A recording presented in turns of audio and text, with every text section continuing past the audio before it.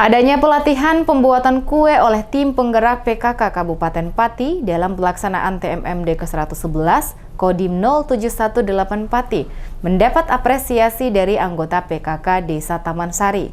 Menilai kegiatan sangat bermanfaat, menambah skill anggota PKK setempat. Sasaran non-fisik pelatihan pembuatan kue yang diselenggarakan oleh tim penggerak PKK Desa Taman Sari dalam rangka program TMMD ke-111 Kodim Pati dilaksanakan di kantor Desa Taman Sari, Kecamatan Jaken, Kabupaten Pati. Pelatihan yang ditujukan untuk anggota PKK Desa Taman Sari disambut oleh anggota PKK Desa setempat. Ida, Ketua Penggerak PKK Desa Taman Sari, mengaku senang adanya kegiatan tersebut, dinilai sangat bermanfaat dan menambah skill anggota PKK Desa setempat.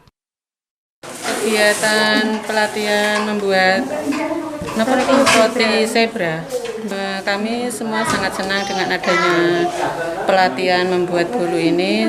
Kami bisa dapat ilmu cara membuat kue zebra ini. Terima kasih kepada ibu-ibu narasumber. Semoga bisa menambah ilmu untuk membuat bolu nantinya. Ida berharap anggota PKK Desa setempat dapat menerima pelatihan dengan baik dan dapat dikembangkan menjadi usaha rumahan untuk menambah nilai ekonomi warga setempat.